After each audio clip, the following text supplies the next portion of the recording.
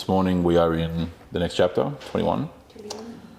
And, well, throughout the chapters is related to Paul's time, and says actually the next couple of chapters are Paul's, this particular juncture in Jerusalem. The last time he's in Jerusalem, in fact. It's one of the more climactic portions of his life, perhaps second only to his martyrdom. But nonetheless, this is kind of a flashpoint in the tail end of St. Paul's life and ministry. And it covers through this chapter and the next chapter and other portions as well. So the substance of this morning is not terribly dense. It's just, it's largely kind of that macro view. We've zoomed back out, to use that analogy again, and Luke is filling in detail of the movement over to Jerusalem, and then there is some substance towards the end, of course, theologically. But nevertheless, we're covering the first 16 verses today. Okay. It's almost like a pilot guide of the early Mediterranean. He went here, he stayed here. In many respects, yeah. He looked upstage, Yeah, correct. So let me read the passage and we'll go from there. So Acts 21 verses 1 to 16. Now when we had parted from them and had set sail, we came by a straight course to Kos, and the next day to Rhodes, and from there to Patara. And having found a ship and crossing over to Phoenicia, we went aboard and set sail. And we came and then when we came in sight of Cyprus, leaving it on the left, we kept sailing to Syria and landed at Tyre. For there the ship was to unload its cargo. And after looking up the disciples, we stayed there for 7 days. And they kept telling Paul through the Spirit not to set foot in Jerusalem. When our days there were ended, we left and started on our own journey, while they all, with wives and children, escorted us until we were out of the city. After kneeling down at the beach and praying, we said farewell to one another. Then we went on board the ship, and they returned home again. When we had finished the voyage from Tyre, we arrived at Ptolemy, and after greeting the brothers there, we stayed with them for a day. And on the next day, we left and came to Caesarea. And entering the house of Philip the evangelist, who was one of the 7, we stayed with him. Now this man had 4 virgin daughters who prophesied. And as they were staying there for some days, a prophet named Agabus came down from Judea. And coming to us, he took Paul's belt and bound his own feet and hands and said, "This is what the Holy Spirit says. In this way the Jews at Jerusalem will bind the man who owns this belt and deliver him into the hands of the Gentiles." And when we had heard this, we as well as the local residents began begging him not to go up to Jerusalem. And then Paul answered, "What are you doing, crying and breaking my heart? For I am ready not only to be bound, but even to die at Jerusalem for the name of the Lord Jesus." And since he would not be persuaded, we fell silent, saying, "The will of the Lord be done." Now after these days we got ready and started out on our way to Jerusalem. And some of the disciples from Caesarea also came with us, taking us to Naasson of Cyprus, an early disciple with whom we were to lodge. And after we arrived in Jerusalem, the brothers welcomed us gladly. Let's pray. Blessed Lord, who caused all holy scriptures to be written for our learning, grant us so to hear them, to read them, to mark them, to learn them, and to inwardly digest them, in order we may embrace and ever hold fast to the blessed hope in Jesus Christ. Amen. So as you can no doubt tell, a lot of this is filling in historical detail. But there is some theological substance then with some of the interaction that they have at the church there at Caesarea Maritima, which is what the reference to Caesarea is. We've been there before, the provincial capital of the Roman province of Judea. But nevertheless, let's begin in verse 1 and work our way forward from there. So, verse 1. Now when we had parted from them being the Ephesian elders in Miletus, that we were obviously dealing with in the last chapter, when we parted from them and had set sail, we came by a straight course to Kos, and the next day to Rhodes, and from there to Patara. So if you look on the maps, for those of you if you have them, you'll find Miletus, where we've been last week, just south of Ephesus, and you can follow again the red line from Miletus down, sailing past the island of Kos, past Rhodes on the northern side of the island of Rhodes, famous for its ancient colossal statue, the Colossus of Rhodes, and then to Patara, which was the port city in the region of Lycia. From there, they then obviously dock. They then continue on, which is what the text mentions. So then moving in verse 2, and having found a ship crossing over to Phoenicia, we went aboard and set sail. So they dock there. They then get passage on another ship that's sailing. They cross over to Phoenicia. Now, Phoenicia is the region. It's highlighted there in green for you. If you look over at the region of the province of Syria, the Phoenician coast, a series of cities which you may be familiar with from the Old Testament: Sidon, Tyre, Arca, so on and so forth, which we'll cover in a minute. The Phoenicians were is the ancestral land of many people, but probably most famously the Carthaginian Empire, as well as in part also the Philistines, the new Philistines by distant relation. So Phoenicia is that area in that little green sliver that you see on the coast, what today is essentially Lebanon, for more or less, or the northern Jewish state.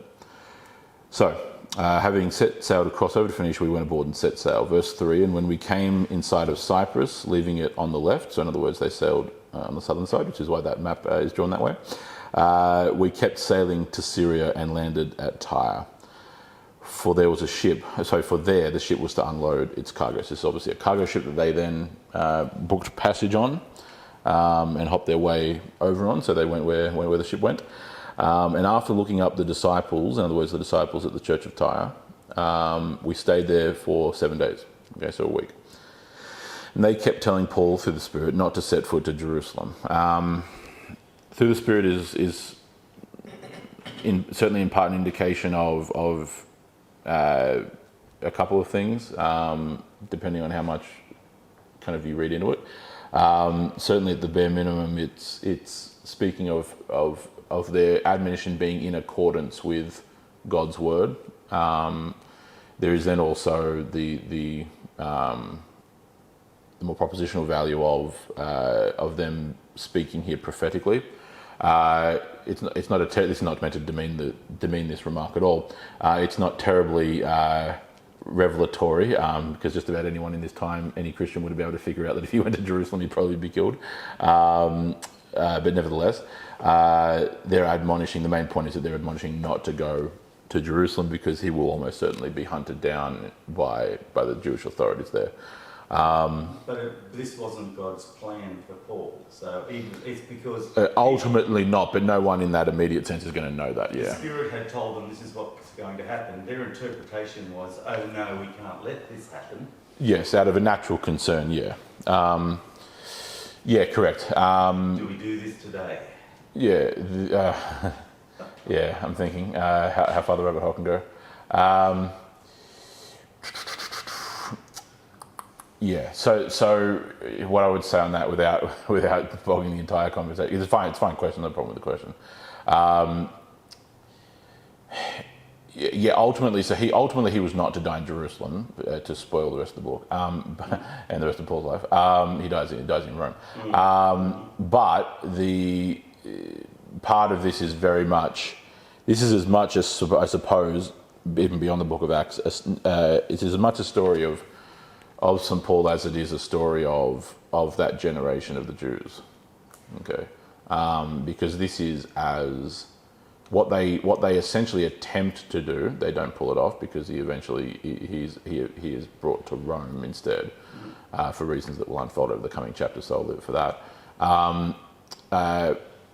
If he had not been a Roman citizen, he would have definitely died in Jerusalem. That's for sure, for 100%. The only reason he didn't die in Jerusalem was because he was a Roman. And so this would have been the most climactic action that they would have taken outside of killing Christ. Okay. Killing his single most effective apostle in terms of just sheer numbers and travel and everything else, right? Not in terms of personal dignity. I just mean in terms of pragmatic value. This would have happened one way or another. They would have killed him here and there. That wasn't his destiny, as we will see in the going chapters. But yes, that's probably a good point to jump off. Good question though.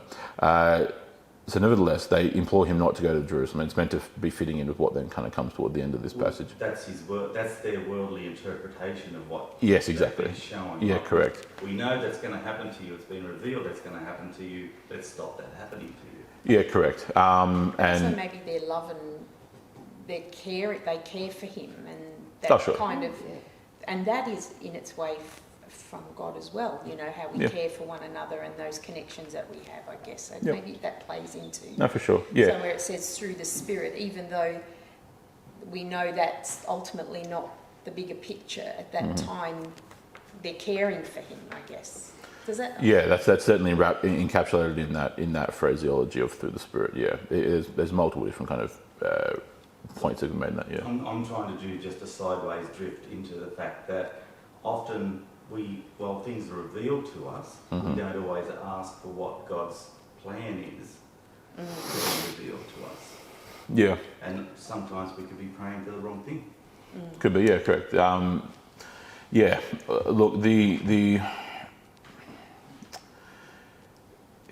an inherent part of faith is its other synonymous term, which is trust.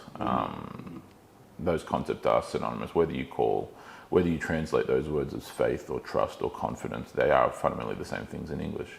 And so, why do I bother pointing that out? I point that out because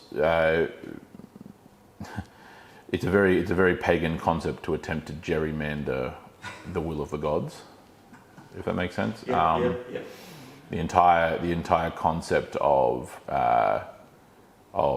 especially in the context of sacrifice, ritual sacrifice, is certainly partly done from a judiciary standpoint. So it's certainly done from a perspective of appeasing the wrath of the gods in a pagan context. And that's not necessarily because of something inherent in paganism. It's because debt demands sacrifice, but that's playing into a whole broader archetype. There's a reason why sacrifice occurs in the way it does in paganism, because it's actually there is a fundamental essence which is true, because after all, the very thing that has reconciled us to God is sacrifice. Okay, but that's a whole other discussion altogether.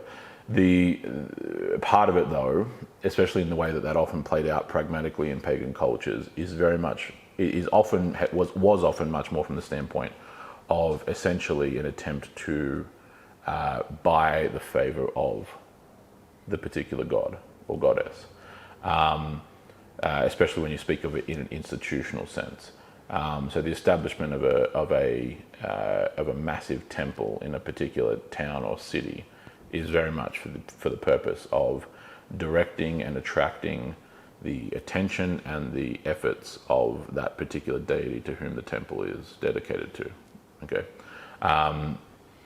so like for example in previous chapters, around chapter 18, chapter 19, whatnot, when we were in Ephesus, for example, and the major cult to Artemis there. In fact, as you may recall, Ephesus being basically one of the centers of Artemisian worship.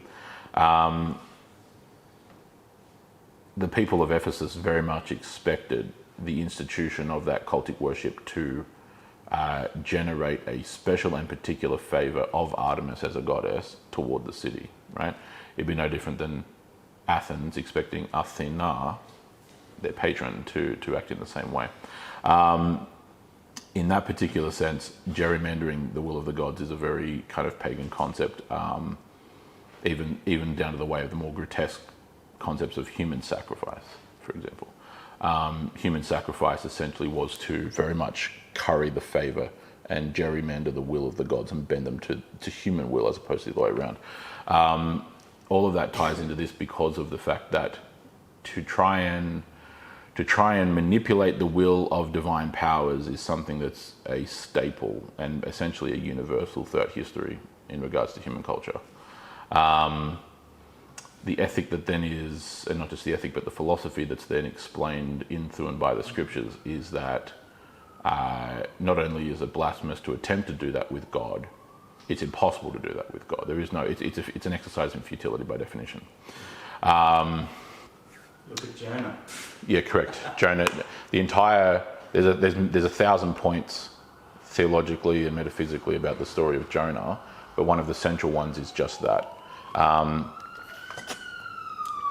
It's often thought of, and it's not even an incorrect point, it's just not the main point. So one of the primary philosophical points or theological points that's highlighted in the story of Jonah is that man cannot escape his destiny, which is true. That though only is in the sense that it's not so much about Jonah's attempt to outrun his destiny as much as it is the human futility of changing that which God has destined. Right? It's really much more a commentary on the sovereignty of God as opposed to the actions of Jonah. Not that it's not, it's just in terms of the pecking order is what I'm referring to, right? It's the same as when, for example, Abraham is bargaining with the angel of the Lord, right? With God, essentially, in regards to the fate of Sodom and Gomorrah. Okay. So that's a real legitimate conversation. Now, I'm not minimizing that, but that the misinterpretation of that is often that kind of God was thinking of doing one thing, but then that he can be bargained with. Yeah, that he can be bargained with. Yeah, correct. That's not. God already knew what the outcome was. Yeah, absolutely. Yes, correct. And it was not. It's a failure to piece that story together with the rest of Scripture. It's the same with Moses and saving the people of Israel. No different. It looks like he's bargaining with God. No, correct. God already knew what the outcome was. Yeah, or that if Pharaoh had have released them after, I'm just picking a random one here, after the third plague, okay, the third judgment, that would have been nice. He would have saved himself and Egypt a lot of issues. But that never was going to happen. In that it's the first time it says Pharaoh hardened his heart. Yeah. And then every other time God hardened Pharaoh's heart. Exactly. Yeah. Correct. Exactly. And so it's his sovereignty is as infinite as any other attribute of his. And so there is that, and that's before I cross the line into the discussion of much deeper philosophical implications of what that sovereignty means, which would be a whole other thing altogether. But yes, the human response of you see it all throughout the scriptures in big scenarios, in little scenarios. Peter's intervention on the night before Christ's crucifixion, saying, I'm paraphrasing, but saying, no, this won't happen to you. And his snap response is to No. identify him as the devil, right? Get behind me, Satan. It comes from having a narrow and myopic view of what's going on. And that's understandable because humans do have a narrow and myopic view when compared to the infinitude of God, right? So part of it is that, but part of it also needs to be growing in the ability to become more Christ-like means a million things, one of which is to also become, operate based upon the wisdom of God, not the wisdom of men. It also involves expanding our view and understanding. What I mean by that is the exact kind of scenario like this is because they have their nose on the canvas, and so they see this tiny little sliver of without being able to step back and see the bigger picture. Just as it was for Peter on the night before Christ's crucifixion, that's a nose on the canvas scenario. Tempting to Christ where he had to say, step back, Satan. When Peter says, no, we will not let that happen to you. Yeah, correct. There had to be a real temptation. There's something much deeper going on there in that story. That'd be cool to look at if we were going through the Gospels. What verse is that exactly? I have to find the reference. It's in one of the Gospels, maybe more. Yeah, it'd be more than one of them. It'll definitely probably be in Mark and Luke, but I'll have a look. John probably includes it maybe too. I'll have a look. It's just, it's such a strong response to what, at that time, thick-head Peter. Matthew 16 is probably the most immediate place. Because Peter was an action man, so he... Correct. Blue collar guy. Yep. Matthew 16, Fast to the sword and 21 to 28, but specifically Matthew 16, the story is 21 to 28, but the primary reference is 23. Sorry, it's a bit of a rabbit hole. No, that's fine. But that's case in point. He says, "Get behind me, Satan! You are a stumbling block to me. You do not have in mind. You do not have in mind the concerns of God, but merely human concerns." So that's that whole myopic view I'm trying to explain. And part of it is natural because we do, because our mind is finite and limited by time, by mortality, by many other factors. Our own stupidity, among others. But it's true. But yeah, wisdom is then growing and expanding in that ability. So yes, that's a simple thing. So verse 5. And when our days there were ended, in other words, when we'd completed our time there literally, we left and started on our journey, while they all with wives and children escorted us until we were out of the city. So the church, in other words, is the point that's being drawn there. The men, the women and the children. Luke is obviously still with this cohort. He's using the second person we in this context. After kneeling down on the beach and praying, we said farewell to one another. Then we went on board the ship and they returned home again. So they spent some time there in Tyre. We're not told what goes on during the week, but they spent some time there. Obviously, during that week, they would have had time for church and everything else. They then give this farewell. The church escorts them out to the port, which is nice, and then they leave from there. So, verse 7. And when we had finished the voyage from Tyre, we arrived at Ptolemy. Ptolemy kind of being what was referred to at that time, historically better known as Acre, A-C-R-E, Acre, or Akko, in different languages. Would that have been named after one of Alexander's generals, Ptolemy? Ptolemy is drawn from Greek. No, so it would have been. Well, yeah. The answer is yes. So Ptolemy was one of the Adochi, and so you end up with the Ptolemaic kingdom of Egypt. Oh, okay. And so Ptolemy is one such city that was named after that one. Historically, it's better known as Acre. Very famous city there. Very ancient as well. It wasn't founded here; it was renamed here. It was more ancient than this time, but nevertheless, became famous during the medieval period as one of the major port fortresses of the Crusader Kingdom of Jerusalem. And prosperous at the time when Paul got there, or? Yeah, certainly, relatively speaking, not as significant as Caesarea Maritima to the south, but over the coming millennia. By that point, over the last 2,000 years, it was one of the more significant cities, especially during the Crusades. And the fall of Acre in 1291 was the end of the formal end of the Crusader Kingdom of Jerusalem and the Christian kingdoms in the Levant. So nevertheless, they moved down from there to Ptolemy, Acre. And after greeting the brothers, we stayed there for a day. So they spent some time there with the church at Acre. And on the next day, we left and came to Caesarea, so Caesarea Maritima. So again, you'll notice on our maps there from Tyre to Ptolemy or Acre down to Caesarea Maritima, they're going by ship, which is obviously much quicker than walking or riding. Down that coast, they go by ship, which would have been quicker for them. Pick up the text, sorry. They stay there for a day, and then verse 8, and on the next day we came and left and came to Caesarea, and entering the house of Philip the evangelist, who was one of the 7, we stayed with him. So we encountered Philip back in chapter 7, I believe, off memory. 6 maybe, chapter 6 it would have been. So when one of the seven is a reference back to that portion, which we covered many moons ago.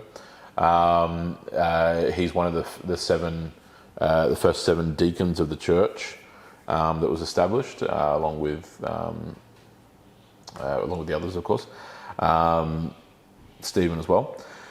But Philip the evangelist we encountered in that chapter, where his interaction, really the story that gets mentioned with him is in regards to the Ethiopian eunuch, as you may recall, from those early chapters,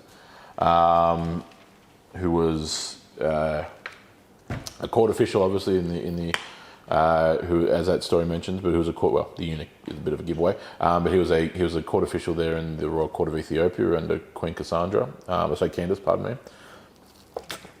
Queen Candace, and in those times, and there's that whole story back there in chapter 6. You'll be able to go back and read it if you wanted to. Nevertheless, where are we? I believe even his story continues through to, I think, back chapter 7 or chapter 8. But nevertheless, the story through those chapters is where you'll find Philip as one of the seven, and the diacon and everything else. So they met up with him again. They met up with him. He's obviously stayed along that Phoenician coast, because that's what he was doing. He was going all up along the Phoenician coast, well, the whole coast really, but especially the Phoenician coast, and the Palestinian coast particularly. So the kind of the territory of Judea, or what will go on to become the Roman province of Syria, Palestina, and all the churches along there that we encountered in those earlier chapters. He was then ministering to and one of the founders of, influentially as well, in terms of his evangelism. So they met up with him again. They stay with him. They probably wouldn't have obviously seen him in years, if not decades, probably by now. So that would have been an interesting time to catch up. Well, he had 4 daughters, so... Times progress, obviously, because he wasn't... Well, he may have had a family. We didn't get mentioned off memory back in those chapters about any family. He may have, but either way, he has 4 daughters now. The mentioning of them being virgins is just a statement to them being unmarried. It's not terribly complex. Could it also be a definition of their age, because they... that would go hand in hand, yeah. So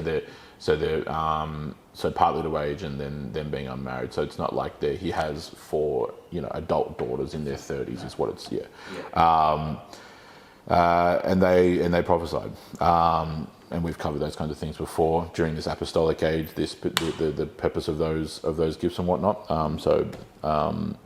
See previous lessons for that. In verse 10, and as we were staying there for some days, a prophet named Agabus came down from Judea. Now we've met him before as well. Oh, okay. I was about to ask that. Chapter, I want to say 11. I'll have a look. Yeah, chapter 11. Verses 27 and 28. Yeah, so chapter 11. It's only in passing that reference off memory, but he nevertheless, he prophesies back in the 40s that there will be a famine that will come upon Jerusalem, and that then happens during the reign of was Caligula or Claudius? It must have been under. I need to go back and check my sources, but anyway, that ends up happening about nearly 8 years later after that time period, roughly. And so again, all in consortium. And we've seen that, by the way, we've seen how it's only been in passing references, but even on these missionary journeys, we've seen how Paul and the rest of the group have been collecting charitable donations to send back to Jerusalem. That's as a result of that famine. He would have been quite old by that stage too, wouldn't he? Certainly older, yeah, because we encountered him probably 15 years prior to this right now, I think off memory. I need to go back and look at specifically what the timeline was for that, and with that, I think I can't remember whether that occurred during the reign of Claudius or Caligula prior to him. I need to go back and look, but nevertheless. Sorry, Daniel, there'd be a famine in Jerusalem. Well, in Judea broadly, Judea. but Jerusalem and surrounding regions of Judea, yeah. And there was a great famine. There'd also been a famine in Egypt as well.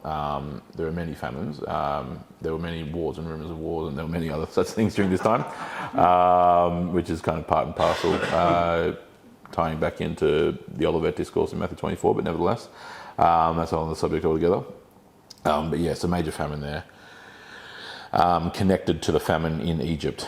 Egypt was really the breadbasket of this entire region of the empire. All of these southeastern and far eastern provinces of the Roman Empire were their grain supplies, their food supplies really were overwhelmingly coming from Egypt.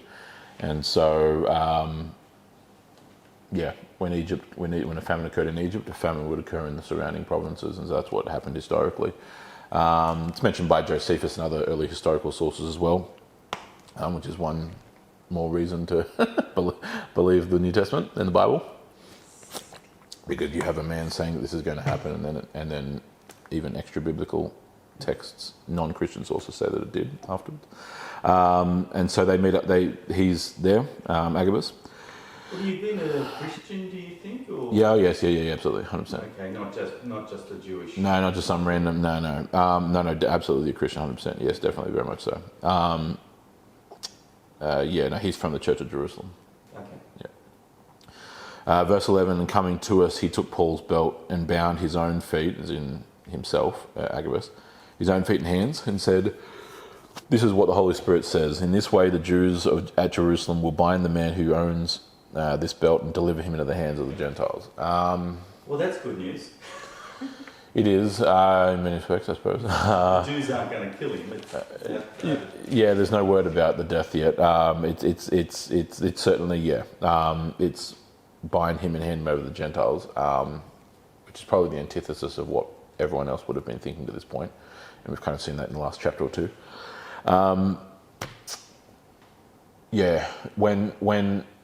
When a not that he was self-proclaimed in this scenario, but generally speaking, when someone claims to be a prophet and then also turns into a prop preacher where they're using props, they're either the real deal or they're a nutbag. There's really no middle ground. Either they're a complete nutcase and off their rocker, or they're probably the real deal. And I say that tongue in cheek, mainly by virtue of the fact that this would not be this is not a common thing, even in this time, because this is the first time we haven't. It's not like we've had these stories even flourishing throughout the Book of Acts. But the point I'm trying to draw is that often throughout the Old Testament, people don't quite understand why. I'll use the archetypal example of this being Ezekiel. Almost all of what Ezekiel does is very, very, what's the word I'm looking for? Exuberant. It's very... OTT? It's ridiculously over the top. Yeah, correct. That's a good way of putting it. It's very, not esoteric, it's very... P.T. Barnum? Yeah, exactly. Yeah, good way of putting it. Yeah, fair point. It's so dramatic and hyperbolic. He did the cooking altar trick, didn't he, Dad? Yeah, exactly. Well, yeah, he did, too. Yeah, well, that's just one, and that's not even the wildest thing. So many of the things of dress, so dressing in certain ways, and half the time he's roaming around naked, and blah blah blah blah blah. All of this is essentially because the prophet, as the mouthpiece of God, was essentially a billboard. Okay, so it wasn't about him. It was about God delivering a message and making a point. So you see these wild, ecstatic things that he does, all entirely at the command of God, where he looks completely and utterly he looks, quite frankly, insane. We were teaching this to some kids in Sunday school, and they got so excited. Let's go out the back and we'll set this up and do it again. Yeah, definitely don't. Cover that. Sorry. No, we're not going to be cooking things over a dung pile and blah blah blah, and then being forced to eat it. And it's not. It's all of that is for the hyperbolic and symbolic value of using symbolism to make the point, right?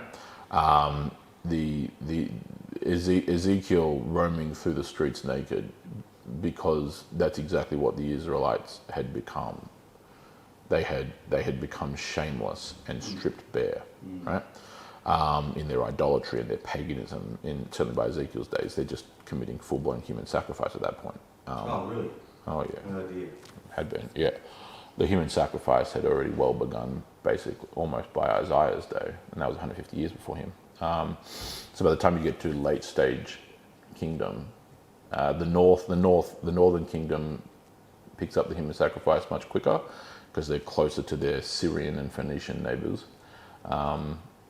Were they just slaves they sacrificed, or? Slaves. Captured prisoners. I need to go back and look at specifics, but even at times I wouldn't be surprised if fellow Jews were sacrificed. I'd have to go back and have a look. Yeah.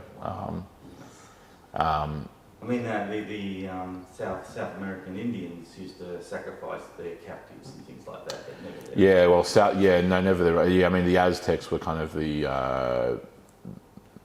arch perpetrators of that. Not the only ones. The Inca did, the Maya did, but the Aztecs kind of made that a very ingrained cultural staple.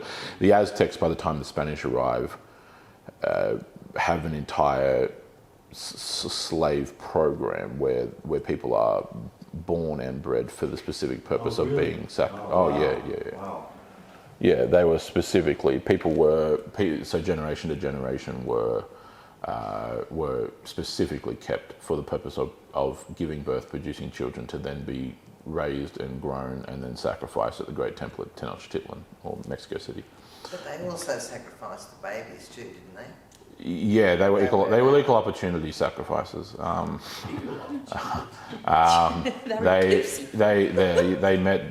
met all the age and gender quotas. And so there were different sacrificial rites at different times throughout Mesoamerican history, as far as we can tell. Part of it was for different reasons as well, depending on festivals. It was an advanced culture, advanced compared to their neighbours because they killed them all. When the Spanish conquistadors arrive, half the reason they're able to conquer the Aztecs in a couple of years is because they have hundreds of thousands of native warriors who join them because they all agree on hating the Aztecs. That occurred quite often, in fact, even throughout the Caribbean as well. Advanced. It depends on how we're defining that.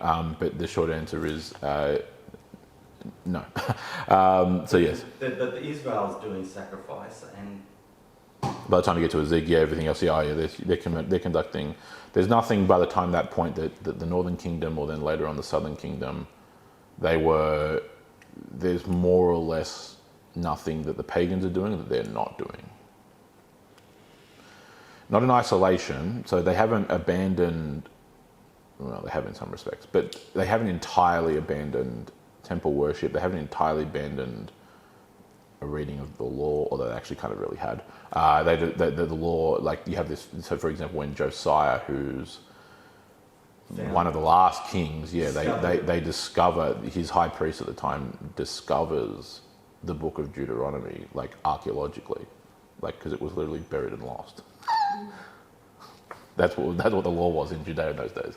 How long do you think it had been buried for before they rediscovered it again? I'd say at least probably since the days of Hezekiah, before him about 100 years. 100 years. Hezekiah was king about a century prior to Josiah, roughly speaking. Hezekiah brings in a number of reforms, and then I'd suspect probably not terribly long after his reign, a decade maybe, I'm guessing here because we're not told, but it would not have been long before then. The law was read publicly on a variety of times throughout the life, kind of the cycle of the kingdom's life. There were obviously major festivals and events, jubilee years, as well as the installation of the new king, right? So the ascension of the new king to the throne, which would formally occur at the beginning of the year, irrespective of when he actually literally ascended to the throne. And the law would be read then also. So there's a number of points when the law would be read publicly throughout the land, right? Okay. So the fact that it's rediscovered means that all that's gone out the window, and like the book of Deuteronomy was literally lost and buried. Right? So did that happen? So we only have it because that's what happens when people abandon God and they don't care anymore. Yeah, and the only reason we have it to this day is because we discovered it. Yeah, correct. Yeah, all those kinds of things. Yeah, exactly. That's a huge book. Like that's massive. Like, yeah, correct. It's got all your instructions. We're nearly a sixth of the way through now.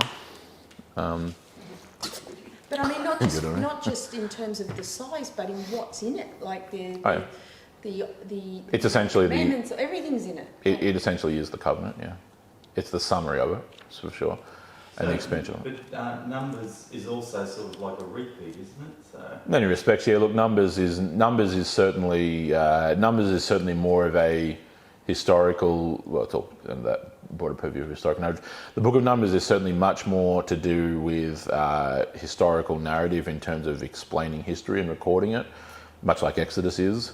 Leviticus serves us a particular purpose. Leviticus essentially is written in order to explain how the construction and then the worship at the tabernacle was to occur. Mm-hmm. Mm-hmm. That's essentially, basically, Leviticus is, as the name suggests, the Levitical code. It is the manual for how the Levitical priesthood was to order and conduct itself. Right. So it's topical in that sense. And Deuteronomy is much the same. It's not trivial. It's recalling it, but the entire book basically is the written encapsulation of the covenant. And that's why in our series on Deuteronomy we've explained how it's structured exactly like an ancient Near Eastern suzerainty treaty or a covenant was written. Okay. Outline the history, outline the participants. We got a lot of those clay tablets from Babylonians or Assyrians? All the above, yeah. Ugarit from this, you've given me this. Yeah, from Babylon, from Ugarit, from a variety of places. Yeah, exactly. Contractual agreements. It's entirely contractual, yeah, and it mirrors it exactly, except for certain notable exceptions, but that's by design. Lawyers rule the world. So sorry, Daniel, who found it? Who under who? Josiah, the high priest of Josiah. I can go back and find his name. But Josiah was very young at the time too, wasn't he? Comparatively, I think he came to the throne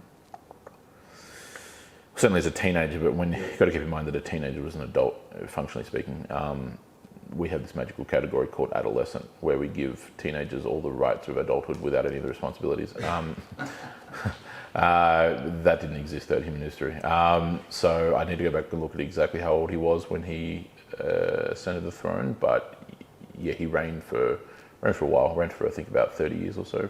But when it was discovered, I got the impression he was quite young. He just recently. Oh no, it was early on. It was very early on. No, it wasn't. It was. Yeah. Again, the story outlines it. It's been a while since I've read the specifics, but yes, it occurs much. It occurs in the first couple of years at the latest of his reign. Head on his shoulder saying, "This shall be read everywhere." You know. Yeah, correct. And he then reinstitutes it. It becomes the law of the land again. And justice reigns, and those who violate it are brought to justice, and everything is described as going very well. And then 5 minutes after he's gone, it descends back to rubbish again. And then the Babylonians, that's the end of his reign. His reign runs from 640 to 609 BC. 640 to 609 BC, off memory. And the first Babylonian conquests of Judah begins in 609 upon his death. The first wave of the conquest is in 609, and then the last one is completed in 586 BC. Just nearing the 400 years of nothing between the Old Testament prophets and Christ. Yeah, by the time you work your way through down from the exile itself, yeah, for sure. So, yeah, verse 11. To restate that, what Agabus says. This is what the Holy Spirit says. In this way, the Jews at Jerusalem will bind the man who owns this belt and delivers him into the hands of the Gentiles. Long story short, this is much less ecstatic of a utilization of prop than Ezekiel, but certainly in that vein. It's using a very overt kind of symbol to make the point. But it's also explaining that he won't actually be killed in Jerusalem. He won't be killed in Jerusalem by the Jews. That's what you can draw from that definitively. But handed over to the Gentiles, if they're then piecing it together, they'll realise he's a Roman, and so he wouldn't be. He'd be extracted elsewhere.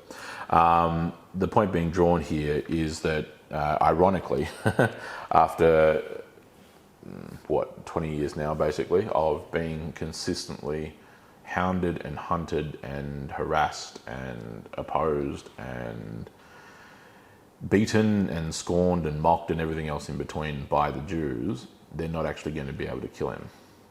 right? So this is two things occurring at the same time, kind of a double-sided coin.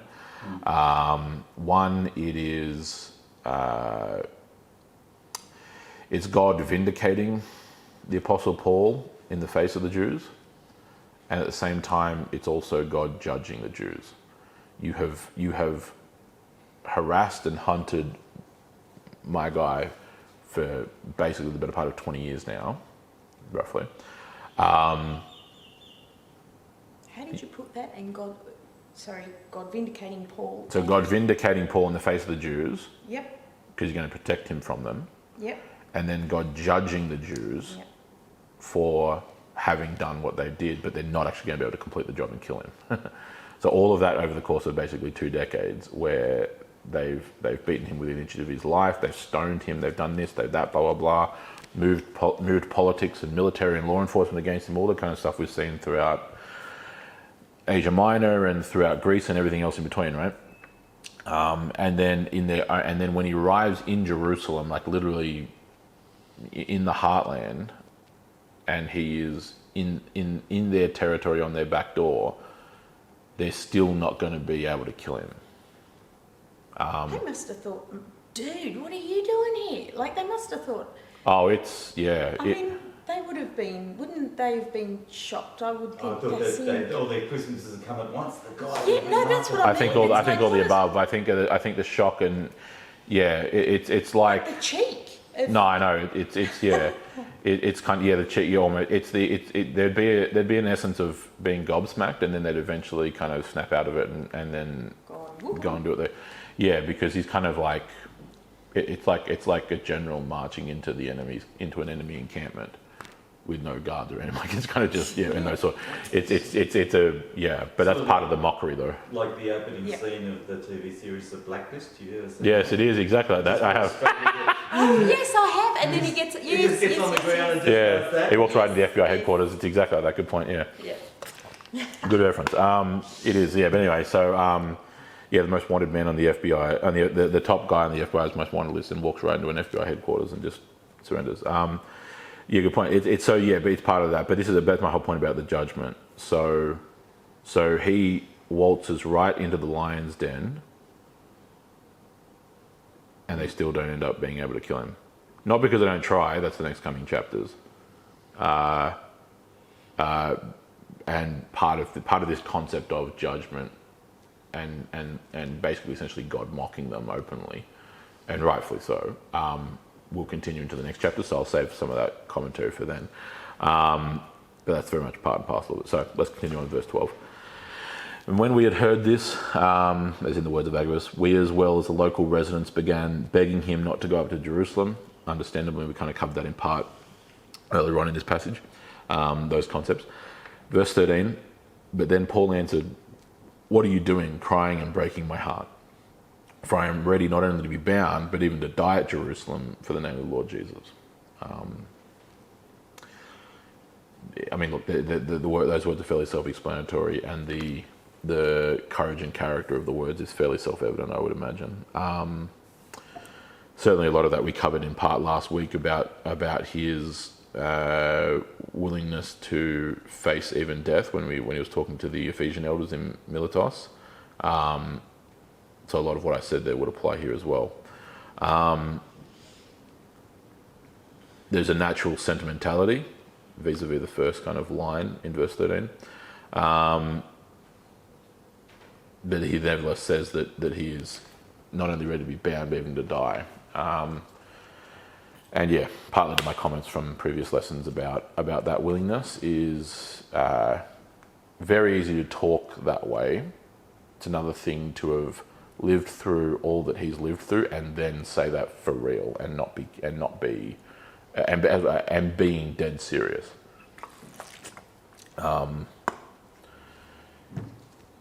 It would be fair to say he wanted his death to count, if that makes any sense. He wanted the weight of his death to mean something, which is not unique to him. A meaningful death is something that people, generally speaking, naturally want, which makes, of course, sense. Especially those who have a very firm very firm idea or concept or an understanding, probably is a better way of saying it, but a very firm understanding of their purpose in life, and someone who's been working towards a particular goal or mission for a long time, like he has. Having his death be meaningful and impactful is not an act of hubris on his part. It's an act of wanting the work that God has been doing and using him for to be kind of capped off with something that will be impactful and last. So dying in Jerusalem and being martyred by the Jews, which is what he's thinking is going to happen in this sense, is very much in keeping with that kind of concept. A meaningful death. There's one of the unfortunate parts of death is that outside of exceptionally rare circumstances, we have very little control over when and when it does not happen. That's why martyrs have often, and rightfully so, have been held with such high esteem in the church, because they've had what is, generally speaking, a rarer occurrence, which is seeing their death coming, right? Outside of like a terminal illness, for example, like a cancer of some kind, and especially if it occurs, especially if someone finds out earlier on, and then it progresses through the various stages and it's inevitable. Most people who have ever lived have never seen death coming. They fall off their horse. The plague comes through that winter in the village, and all of a sudden everyone starts dying from this unseen threat, and a thousand other things. Even today in our society, we don't talk about death. We pretend it doesn't exist. Well, part of that's actually going to be covered in the sermon this weekend on murder and the concept of death itself. But the part of that is our extremely macabre, pardon the pun, relationship with death. Because we have such a desire to, in our current prevailing kind of cultural atheism, we have such a desire to avoid and obfuscate death, not only in terms of its practical reality, but also in its conceptual reality. How often, when we think about it and everything else, we end up treating death with utter flippancy. It's the great kind of dualistic irony and the judgment upon us is that we treat death with incredible flippancy, and yet in doing so, we end up then trivializing that death, and we end up perpetrating it and committing it in ways that are beyond grotesque. Because we trivialize death intellectually, and I'm trying to not give the entire sermon that I'm going to do on Sunday. Keep your powder dry, man. Yeah, exactly. We trivialize death philosophically and metaphysically because we are terrified of it, because we've abandoned God, and we have nothing but the abyss of death to stare into. And so then the way that the modern Western psyche, so it were, copes with that is by minimizing and trivializing death, right? So water it down to whatever degree we can as a cope. But in doing that, what that ends up resulting is the world's not just merely abstract, it's also practical. Just like it's not only spiritual, it's also material. So it has real world consequences when we do that. So by trivializing death here, we end up trivializing death here. So the same trivialization and minimization and watering down of death conceptually or abstractly results in us then watering down its application practically, and you see that through abortion, you see that through euthanasia, you see that through the way that death is portrayed in media, like in film, television, everything else. You see that in the absolute and utter disconnect between the common civilian willingness to send troops to war on the other side of the planet, and then the reality of what those troops have to deal with on the other side of the planet. Just like we did, and that started earlier on than just the modern era. Many of you may remember, either during that time or afterwards, footage from Vietnam, right? Vietnam was essentially an evening television show either before or after the news at a certain, especially by the time you get into the 60s and the 70s, where, you know, everyone's sitting down to have dinner in the lounge room and, oh, come on, kids, Vietnam's on again. Trouble is, the people As we watch an entire forest get napalmed. They were forced to go.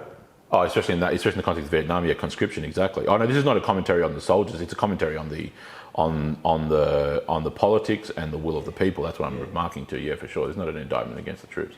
I also get like what you were saying about death too, like people feeling so to ignore what is coming to all of us. Yep. Minimise it. Minimise it, but also to.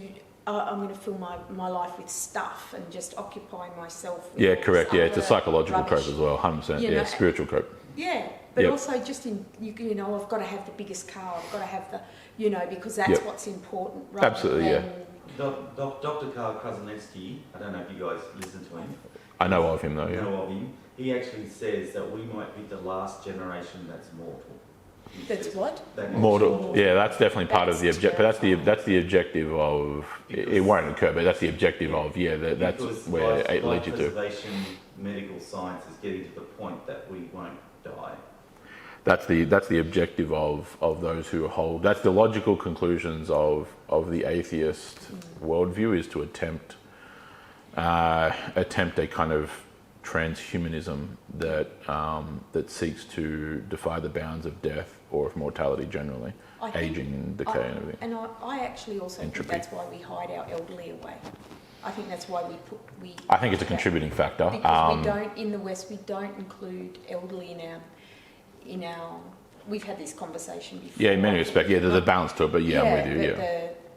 That there's. You might in your family, but as a whole society, elderly, When we're asked at the nursing home, you know, we're going to bring our dad into the nursing home, they actually said, are you going to come with him? Apparently there are people that just get them in a taxi and send them. Yeah. Oh yeah, that absolutely happens. Yeah, absolutely. I'm not even talking about nursing homes, but just in terms of who all the above, yeah, all the above, yeah. As role models in our society, you know, that sort of thing. Some people treat their Yep, absolutely, yeah. I mean, we've got people like Taylor Swift with her wisdom, you know, and we're ignoring people that have lived decades. Yeah, sure, cultural icons and the celebrity infatuation, yeah. You know, it's weird. Yeah, but it's part of but all of this is simply the logical outworkings of atheism. Yeah. One way or another. Soft atheism, hardline atheism, it doesn't quite matter. The abandonment of because that must be terrifying for them. Death must be. It is, it absolutely is, yes. And so, and those who say otherwise are coping through self-deception, right? Yeah. Part of it is, if you can manage to lie to yourself often enough for long enough, you can kind of beat that down into submission, where it doesn't. You lie to yourself first before you can lie to anybody else. Yeah, correct. And all of that just simply circles back to people suppressing the truth in unrighteousness. Yeah. It's kind of like the Apostle Paul maybe knew what he was talking about. So all of those things, and there's very few things that actually rephrase it in the opposite direction. There are way more things that people realise that are connected to that basic philosophical position of atheism, of to one degree or another the abandonment of not just merely acknowledgement but actual dependency and trust upon God, upon a divine creator who created and upholds and sustains the universe. Once you abandon that philosophically and metaphysically, you are left with a million problems that you can never hope to fill and never hope to actually be able to deal with. And so that's how that plays out consistently in all of those various facets. But that's more about the sermon on Sunday. So we got a glimpse. Yeah. In verse 14, since he would not be persuaded by the rest of them to not go to Jerusalem, we fell silent, saying, the will of the Lord be done. That was a pretty strong rebuke they got from him. You know, like, what are you doing weeping? Yeah, this shouldn't be, I mean, obviously we're not flying the wall, but yeah, you can kind of read between the text. He's telling them to stop it in a short way. He's not being snarky about it, but he's being straightforward with them. Part of it is also, it's only a minor point, it's not really a main point, it's a minor point. Part of it is also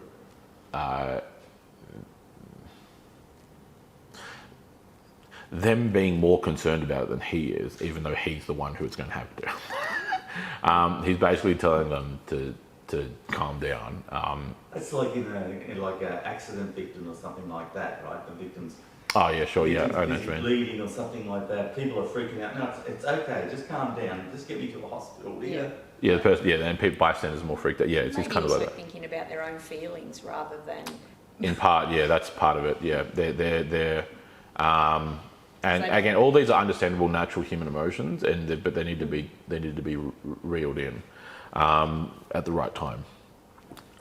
But they come around, they fall silent, and their response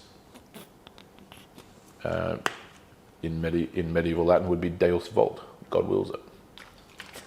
The will of the Lord be done, and that phrase, which commonly throughout the medieval period, as I said, was in the Latin Deus vult, God wills it, is one of the more famous mottos throughout Christian history. God wills it. It's a statement of It's a statement of submission to God's will. Deus vult, Deus. So they sort of came to the point where they went, well, yeah, we don't want this to happen, but it's obviously God's will. Well, yeah, but Deus vult, or the will of the Lord be done. In this case, obviously it's in Greek, but you get the picture. It's them submitting to God's will. I think it's also the natural human response of running from pain, whether it's emotional pain. Yeah, that's what I said. It's a natural response. It's not something we seek out. No, it's a natural response. Don't, so. Yeah, no, this is a natural response. But there are times when the natural response needs to be a natural response doesn't then mean it shouldn't be disciplined. When I say disciplined, I don't mean like disciplined in a punishment way. I mean like disciplined as in controlled. Yeah. So then, verse 15, just to finish it off. Now after these days, we got ready and started on our way up to Jerusalem. And some of the disciples from Caesarea also came with us, taking us to Mnason of Cyprus, an early disciple with whom we were to lodge. And so then that's essentially the end of our lesson. Mnason's quite an unusual name, though. It's a Greek name. And which makes sense, obviously, being in Cyprus. So this guy, it's a Greek name. He could be a Hellenist. He could be a Hellenistic Jew. So in other words, he could have just been a Jew from Cyprus. Barnabas was from Cyprus, for example. But it's simply recording. We're not told anything else. Certainly not throughout the rest of the chapter, as far as I'm aware. No, it's just simply mentioning the one who they stayed with. Have we met too many Mnasons? No, as I said, it's a Greek name, and there are ancient names which are Greek and Roman and otherwise that are more common than others. Mnason is not as common yet, probably. Have you even met a Jesus? Yeah, well, if you go to South America, you'll meet many. Yeah. Except it would be pronounced Jesus. Was that a popular name in his day? What one? Jesus, was it? Yeah. It's like John. Yeah, almost to that degree. Yeah, John is definitely So, look, ultimately, the names Jesus and Joshua are fundamentally the same name. Yehoshua or Yeshua. The name Jesus just comes to us via a transliteration of the Greek. Joshua is just coming as a transliteration into English from the Hebrew. So in other words, one's just coming via Hebrew, one's coming via Greek into English as Joshua or Jesus. It's the same, they're fundamentally the same name. We do this in English as well. It's kind of like how, Dan to Daniel, for example. Just using myself, obviously. And you could pick any other name here. Rick to Richard. Et cetera, et cetera, et cetera. I don't get John to Jack, though. Yeah, John to Jack is an odd one. Jack usually should be, so for example, the names James and Jacob are the same name. ultimately. And in 'cause that family I used to, the Jewish family I worked with, Yitzhak, yeah, that's Isaac. Isaac. Different, yeah. Isaac. Yitzhak is Isaac. So, but Yaakov into Latin as Jacobus is where we get Jacob. And then, but that transliterated through Greek equals into James or Yames, which is where we get through to James. Because I've So got they're a often friend the same called Kobus. He's from South Africa. Okay, yeah. Kobus. So that's, I think that's Jacob. Like he speaks his. Or that could be a Afrikaans. diminutive thereof, yeah. That would be Dutch. Yeah, Germanic Afrikaans, yeah. descent. Yeah, that's just the way that the language is, because the name, the biblical names just have been brought through into the Romance languages or the Slavic languages and the Germanic languages and so on. Yeah. But Jesus has a meaning, doesn't it? The name Jesus. It's the same word against the same like with Joshua. So that name, that name group there means God is salvation or God saves. You could say that other way. Which of course makes sense. So God is salvation or God saves because it's exactly what he was and what he did. And so every name carries with it a meaning, but that's what that one specifically means. Emmanuel or Emmanuel is more of a symbolic kind of nickname that's given. Would that have been shortened in Spanish to Manuel? That's where that comes from. Yeah, Manuel as a name in some of the Western Romance languages like Spanish and elsewhere. Recently from Barcelona. Yeah, Manuel's the derivative of that, Emmanuel. No No one would have been calling him Emmanuel. They would have been calling him. I asked a Spaniard, why in Faulty Towers does Manuel say Cador? What is that? And he says, no, it's a nothing word. It's just because he can't say pardon. Actually, that makes sense. I can see that. I was wondering why he says Cador. You know? Yeah. And he's, no, they're saying he just can't say pardon, that's all. In English. But a lot of those names, have been brought over to that's just the way they develop in there. But anyway, we don't know anything about this Nason of Cyprus, as far as I'm aware, beyond this, and so that's fine. It's just somebody pops up and then it's recorded. Because again, keeping in mind when this gets recorded and when this is being written down and then first published, A, he's probably still alive, and B, people reading this would then, at least in part, if they're from Jerusalem, they would know who he is. So that's why, again, I suppose we'll finish on this point. The Bible is not written to us, but it is certainly written for us, and it's not a distinction without a difference. It's a real distinction that also shouldn't be completely overanalyzed. So what I mean by that is this: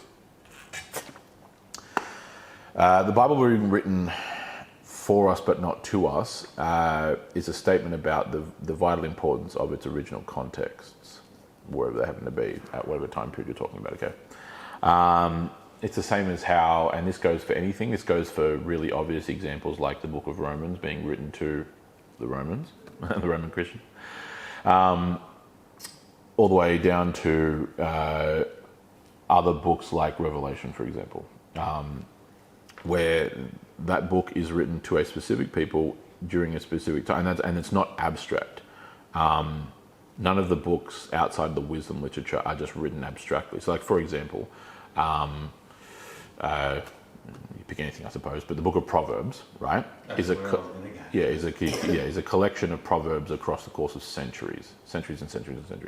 It wasn't like written during a particular year or generation. Like it's a culmination of centuries of wisdom, which is part of its proposition. Similar as well. Psalms the exact same deal. It's not written by one person. No, it's again same deal. It's written by it's a compilation, obviously, David, Solomon, and co. But David with a huge amount of that, obviously proportionally. But yeah, it's over the same too. It's written over the course of centuries. So there's an immediate context, but it's not written specifically to someone, for example. So outside the wisdom literature, even though there's a point I will make about the wisdom literature in a minute, everything else has a particular context, either directly or indirectly. So directly, Book of Romans; indirectly, Ezekiel. Right? Ezekiel's written during a certain time period about a certain people dealing with specific events. So there's direct, Romans, Ephesians, whatever, and then indirect. Okay. No matter where you end up with, even in books like Revelation or even in books like Genesis, either of those, all have context. So in the case of Revelation, that's actually one of the direct examples. It's like Romans, it's like Ephesians, it's like Thessalonians. It has a specific audience that it's being written to, obviously the 7 churches of Asia Minor. Okay. But they were written to address specific issues in those. Yes, and so that's why, and that's why when you. Yep. But they're the same issues we face right now. Oh yes, exactly. So that's part of So beyond the specific context, there are often universal principles that then apply, or perennial principles. That's why we can sit here doing this book of Acts, or we can go through Deuteronomy in the sermons, because the specific immediate context of who it's written to, by whom, when, etc., is what's of immediate importance.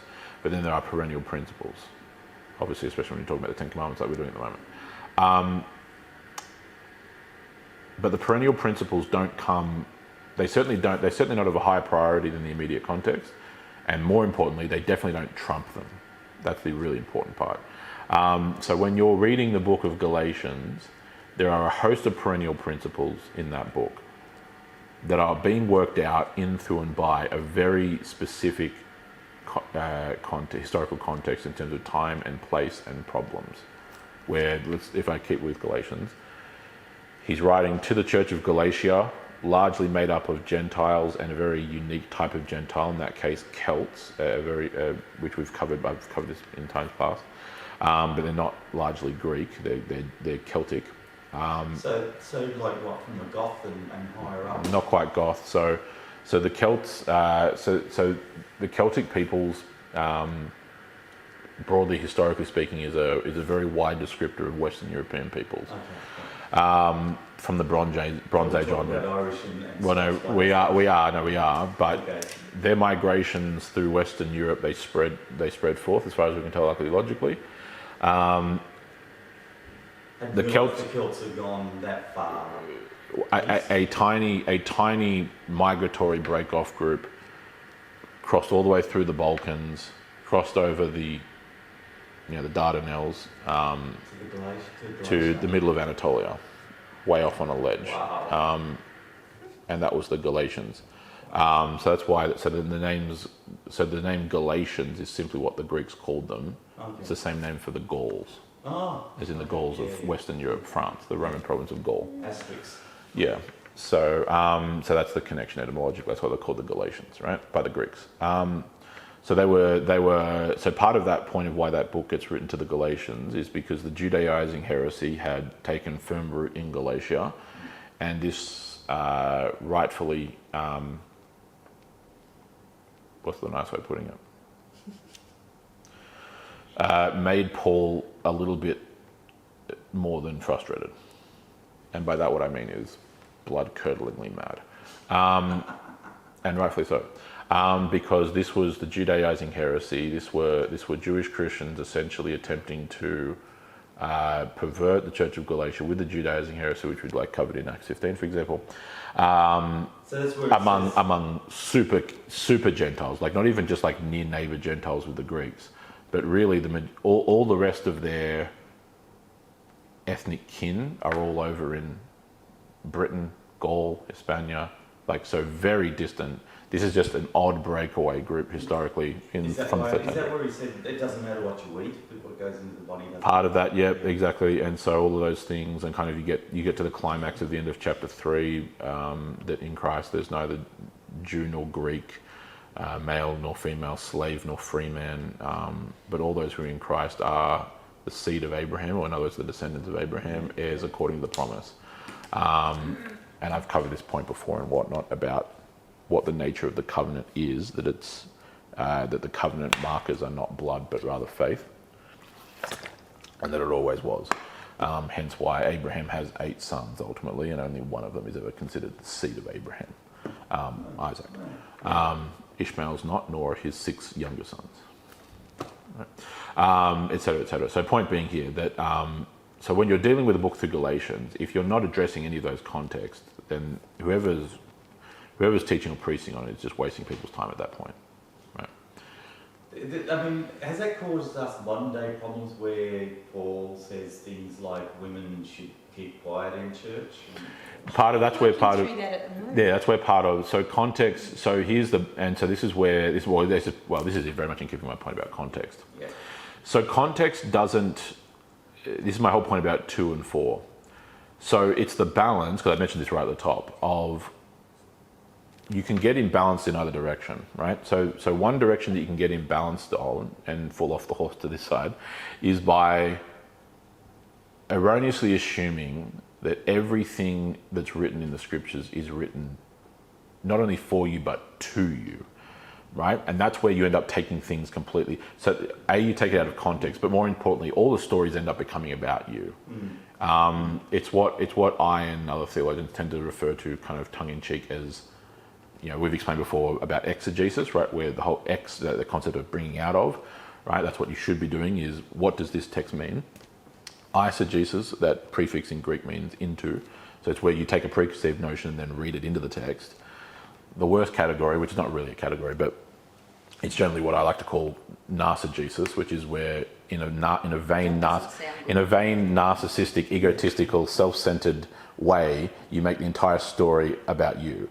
And that explains the vast majority of sermons you'll ever hear on David and Goliath. So that's like the seagulls in Finding Nemo. Mine. Yeah, mine. Yeah, mine. Is that what they're saying? They are saying mine. Yeah, mine. It's all about me. And so David and Goliath ends up becoming where Goliath is your problems in life, and you're the David, and you got to and the things that are standing against you, you need to slay. We've got a story about David and Goliath. It's not about you. It's about David and Goliath, and more important, it's about God, not you. Right, so it's where you read yourself into the story. It always becomes some point about you, and about it happens all the time. It happens massively. It happens here all the time. It happens in America all the time. It's a disaster. But why do I bother pointing this out? So that's how you become imbalanced on that side of the equation. You make everything about you in the Bible, where basically you are the main character. The flip side of that, or the other end of that, where people also become imbalanced, is the very modern phenomenon of basically contextualizing things out of existence. So what I mean, right? So what I mean by that is this. It happens all the time in academia. I have much more experience with it than I'd like to have in an ideal world. But it's where, as soon as something becomes morally or socially unbeneficial or controversial, sexuality,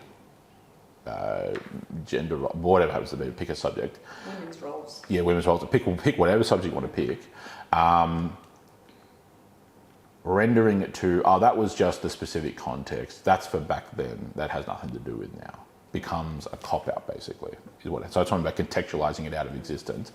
It basically is the argument of, well, that was just that specific context, and that was just something that Paul was specifically addressing in Ephesus or Corinth or whatever, and has nothing to do with any. It's not a perennial principle. It's nothing going forward. It's just a specific issue. Interestingly, though, both of those extremes are making it all about you. Exactly. Either way. Yeah, either way. Yes, correct. Yes, exactly. And because that's exactly what happens. Because it's either about you or it's about God. How dare you make the scriptures immutable? Yes, exactly. And so, exactly correct. And so there's a whole host of examples where that occurs. So, seeing as it got mentioned, we might as well jump on the grenade. The subject of what the roles of men and women are in the church. Take that, for example, where you mentioned the phrase from, I believe, Ephesians chapter 6. Off memory, I need to go back and look at what the specific reference is. Women are to remain silent and to not have authority over men. Naturally offends our modern feminist sensibilities, because of course it does. However, Were there just a couple of noisy women in that parish? That's the argument. So the common argument that gets made is that obviously in Ephesus, which is where it's written, like we've seen, it's the epicenter of Artemisian worship. Artemis, the goddess of nature and the hunt and fertility and a variety of things. Her temple priestesses were a central component of the entire religious and political life of the city, which is all true, by the way. It's no different than for example, the temple prostitutes of Aphrodite in Corinth, where the cult of Aphrodite there atop the what's called the Acro Corinth, or the Athenian Acropolis. so the Corinthian Acropolis, were central to temporal prostitution being massive in the Las Vegas of the ancient Greek world, which was Corinth. Yeah, basically correct. Yeah, that often was that very much was that's what Corinth was for sure. Its immediate context is to Las Vegas for sure. So dealing with Ephesus, yeah. So the argument that goes in the modern age. It's only an argument that's been made for like 50 years. That's probably a good indication that it's wrong. No one else ever made this argument before. But the argument commonly is that it's a specific contextual issue in Ephesus with the Artemisian priestesses who have recently converted to the church, to Christianity, but who are acting like they used to formerly act, where obviously they ran the show in the Artemisian cult, and now they're being loud and boisterous and disruptive. The point that gets made in the modern kind of feminist rereading of the text is that it has to do with this specific contextual issue in Ephesus. Does that make sense? And all that seems like showing concern for history, and yeah, I can see why that would be the argument, logical. And the only thing that doesn't work about it is everything. So in other words, what I mean by that, please enlighten us. Yeah, the only thing that doesn't work about that is the fact that Paul mentions nothing about that. Mentions nothing what? About Artemis, about priestesses, about rowdy former Artemisian priestesses. Yeah. In fact, not only does he not mention that, which is already red flag number one, his argument is actually creation. First Adam was created, and then Because Adam was created first, and then You look at the head of the family. Who's the head of the family? Correct. And the family is this, as we've learned, is the cell, like it's The basic unit of society. Christian Yeah. church. The church is referred to as the family of God, and Yep. we've all got. So there's a head. Yep. And arms and legs. Correct, and it has, and this is where this gets lost. And this is my whole point about how we do eisegesis and how we read in. We take our preconceived philosophies and then use that as the lens through which we read things. The command against women being in positions of leadership in the church is actually not because women should not have authority over men. It's because women and the vast majority of men should not have authority. we're all in it. It's not, that gets missed entirely. The vast majority of men should not have authority, because when you finally find people, guys that are actually capable of doing it, half the time they're like a duck, nice and calm on the top and then paddling furiously beneath the water trying to keep afloat, right? And with no, and on the outside it looks, everyone loves to talk about leadership with regards to the rights or the perceived influence and power without any meaningful understanding of the burden of the responsibility of it. And facilitators is the better term I like to use for leadership. Yeah, in many respects. They help to make things happen. Yeah, correct. They don't make things happen. No, not at all. No, half of leadership is understanding how to delegate to someone who knows what the heck they're doing. And part of that is, but the inability to that, and that's just, and that would apply even in and I'm not trying to undervalue things, right? Because it's not unimportant, but this is not. We don't have 3,000 people here, right? We have like 30. We have 30, 35 people here.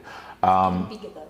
It is, yes. But we have like a couple of dozen people, not a couple of thousand, let alone talking about the burden of leadership of, you're the Prime Minister of Australia, or you're the king of a nation, or you're, I don't know, the Emperor. It's just like, as important though. and absolutely, I'm saying it's not a minimisation, it's just I'm talking about scale. In fact, in a way, I would argue probably more so. Yep. Because I think, and particularly up in the mountain, particularly in Katoomba, I think Satan like we need as many Christians as we can get at the moment. I think up here. I agree, absolutely. And I think good leadership or facilitating or whatever you want to call it. Yeah, all the same thing. And that only Much of happens, it's, by correct. the way, with a good support network. Absolutely, People all the above. that. Yeah. Then that's it's vital, and Yep. I think God honours that just as much as He honours anything that's going in. Correct. We don't. Yeah. But These massive churches. Yeah. if you look at how Christ describes Christians and people like that, he describes it like only a little bit's needed, a little bit of salt. That's that. Just often, correct. Keep your saltiness. And that's why understanding these things, is important, because you have, keeping on that same subject, just to keep the theme flowing through, the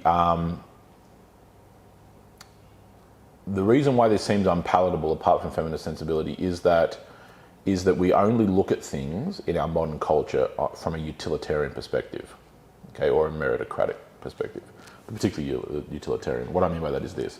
Our current cultural ethos is, let's just say we took something comparatively straightforward like employment, okay, like a job of whatever kind, doesn't matter what industry, hiring the best person for the job, which is not a bad principle, not necessarily knocking that at all.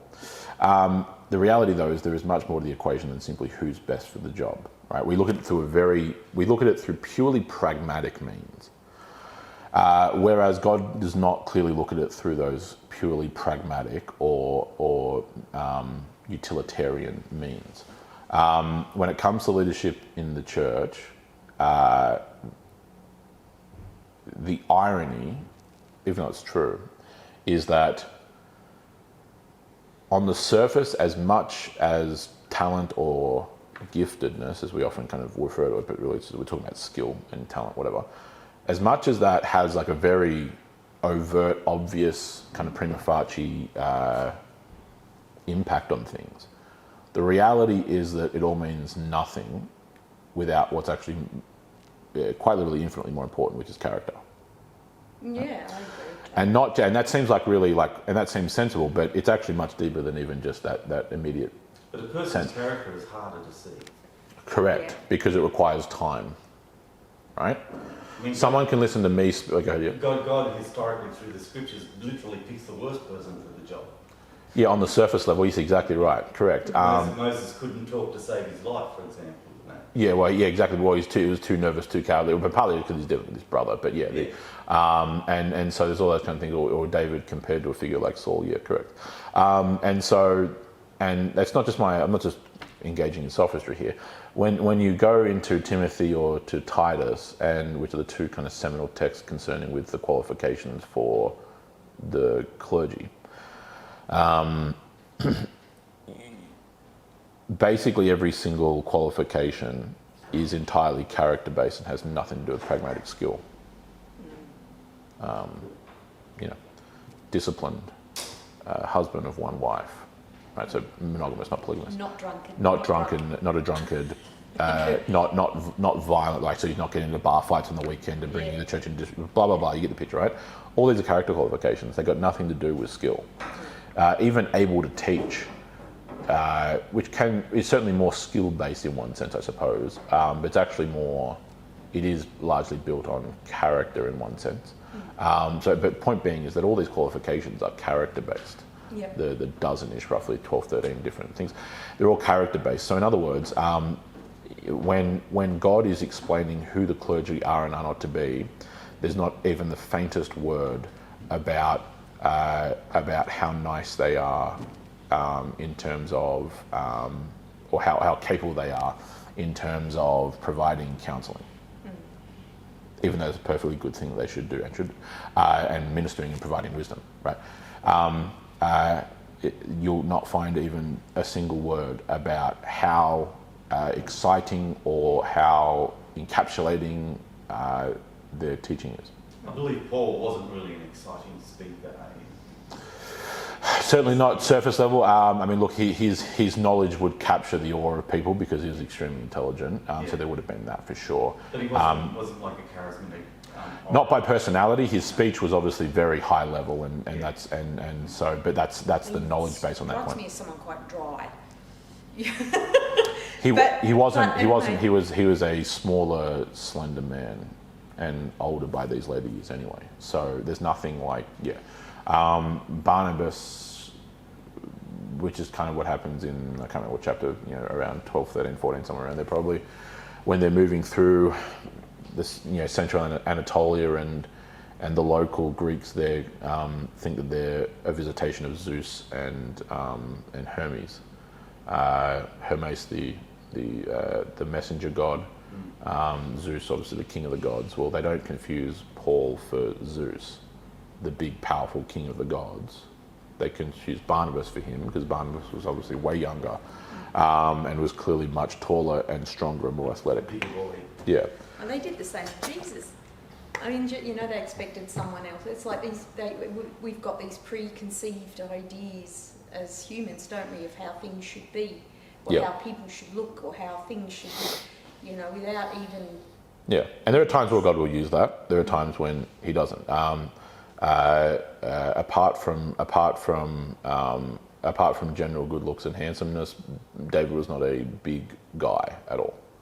Not compared to Saul. Saul was very clearly over 6 foot, big, strong, probably 6'4" by those heights. Idealistic, but what was missing? Character. Right. So it ties into my point. Can I ask a question? Just getting like what we were saying about women and that in the church yesterday. Funnily, because I was just flicking over this sort of stuff. I was reading and it led me into this sort of thing. I've never been a raging feminist. I come from a family where women run the family and it's been a disaster. So the blokes in our family don't even get a mention. Even my husband says it's never Lisa and Michelle, it's just Lisa. You know, everything comes through the women. Nothing. The men get no look in at all. The minister for war and finance. Just don't. So I've never been on board. Sure, yeah. But and also I've been a nurse, so it's a predominantly female. So I've never had to, I've never had those issues. But I was flicking through, and this woman Phoebe comes up in Romans. Yeah. Queer, and I get on my computer thingy, and I'm looking. What was her role, as you're asking? Yeah, what was her role? Query deacon is what they were calling her. But she was someone who took papers. Partly depends on how we translate that word. Yeah. Here's where this. So this is why again, one of the basic principles of Scripture is when we're querying over, okay, what does this specific text mean? In this case, Romans chapter 16. A lot of the debate can often be settled by, okay, what does the rest of Scripture say concerning this subject, right? So allowing Scripture to interpret Scripture then helps us to avoid falling into a pit hole where we take a specific verse or passage, wherever it is, out of context because we haven't compared it to everything else. So if taken in isolation, and only in isolation, the natural conclusion would be she was a deacon, kind of capital D, in terms of the office. Yeah. Right? When you then compare it to the rest of Scripture, the conclusion, well, the logical conclusion, is and should be that's being used as a descriptor, not as a title. Yeah. So here's how we know this. So diakonos, servant, which is what that word specifically means in Greek, is at times used in an official capacity. So like we saw with Philip the Evangelist, right, the establishment of those first 7 deacons at the church is clearly an official capacity, right? It was brought in to resolve a dispute in the church, all right? The apostles are busy dealing with all the big macro issues and they don't have time to sort out all the interpersonal gripes that exist in a church, which is cool. And feeds the widows. Yeah, how much proportion of the food they get, and blah blah blah blah blah. And how much portion is the nuts and how much portion of the food people are taking from the communal church fridge we have, and whatever. Right, that's essentially and all those kind of things. Because it was to resolve an issue over distribution of food between the Jewish and Greek Christians of the Church of Jerusalem, right? Or actually, not even in that case. Actually, in Jerusalem, it was specifically the Judean Jews and then the Hellenistic Jews from around the rest of the world who had now migrated there and become part of the Church of Jerusalem. So the Jews who considered themselves more Jewish than the other Jews, that was that dispute. And so having deacons to manage and have authority, and legitimate authority to deal with those, that's where it gets clearly used in an official capacity. In a descriptive capacity, that word also is used as someone who is serving someone. Right? So when elsewhere in the apostolic epistles, when Christians are called to serve one another, that's that term. It's diakonos, in its root form at least, right? So the term angel gets used this way. So angelos, which is where we get the word angel from, means a messenger. So there are times where the apostles are described using that term. There are times when what we typically think of using that term angel are described. And both of those terms apply, right? just like, even as I mentioned the apostles, the term apostoles, the one who's sent out, in other words, sent out in this case, evangelize or sent out on a mission, gets used capital A of the apostles, and also gets used of those who are sent out to preach the gospel, lowercase a, right? Title versus descriptor, right? If you read Romans 16 in isolation, it's understandable why one might conclude that it's being used as a title, not a descriptor. So then when we read the rest of Scripture, we'll then see, it's being used as a descriptor, not a title. Do you know what I mean? So Scripture, the rest of Scripture illuminates to us what that is, and the most straightforward way in which we get to that is the fact that, much like with the ministers of the church, the deacons are also described as the husband of one wife, which clearly Phoebe, clearly Phoebe could not have been. Yep. Which means they're the bloke. Yep. There's an inherent assumption in the masculine side of it, and again, it's not the Apostle Paul's reasoning for it is from creation, which is what I mean by that perennial principle. It's not dealing with he never mentions it being some specific issue in Ephesus or anywhere else. It's tied to creation. In other words, it's tied to the way God has ordered the world. Much like no one in here chose anything to do with their genetics when we were born. No one here chose what sex they'd be, how tall they'd be, anything, hair color, skin, nothing. Right? It's entirely out of our personal individualistic control of these things, and is instead entirely. But then again, that's kind of to the point, because the character and the giftedness of the individual is also entirely out of control of the individual.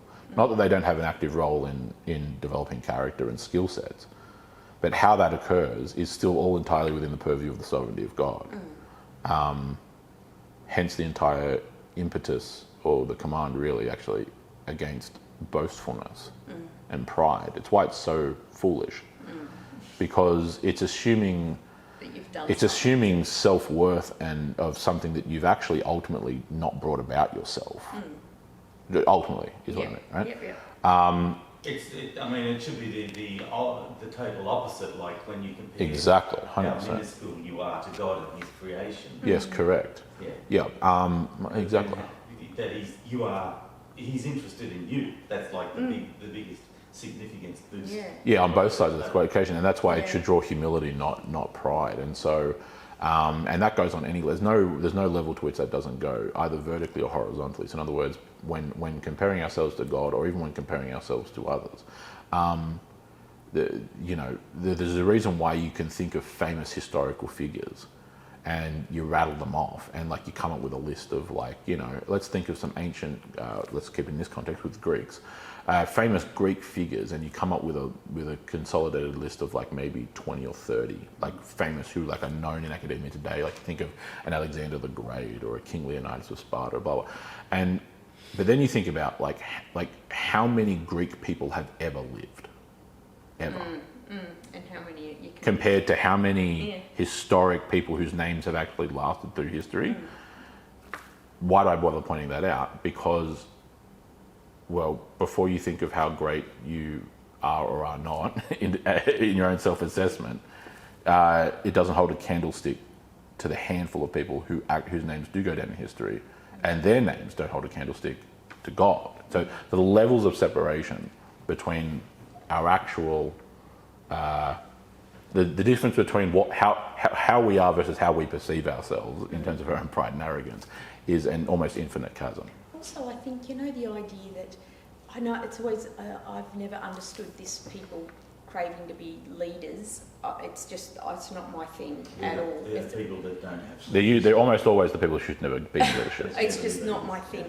But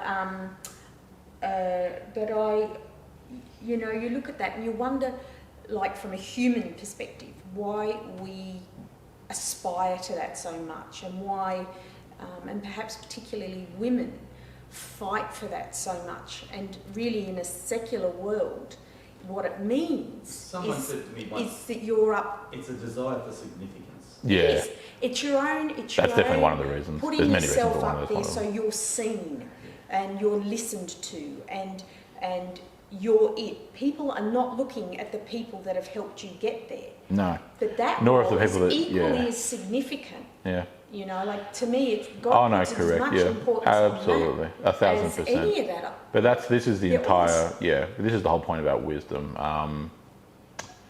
This is the entire story, speaking of the Greeks, of the sword of Damocles, for anyone who's familiar with that story. Sort of Damocles. Yeah, so the sword of Damocles, so famous story, I'm summarising here for the time's sake. We're in the ancient kingdom of Syracuse, in what's called Magna Graeca, or the Greek colonies in southern Italy. There's the king, and a young man says, "Why should you be king? I should be king. The burden of leadership." I'm grossly over summarising the story for the sake of time, but I should be king. I could do this. Why are you the one who gets to be the king? I should have power and authority. Blah blah blah. It's very very democratic of him, and so the king then allows him to essentially become king for a day, and to sit upon the throne. But he has to remain seated on the throne. That's the one condition. And of course, the young fool, aspiring himself to be wise, thinks that's just fine because that's exactly what he wants to be anyway. But the conditions are you must remain on the throne. And so then what the king does, Damocles does, is then put hanging his sword just above the throne, hanging by a strung out piece of string from horsehair. Right? So it's dangling ever so finely by this very thinly strung piece of horsehair.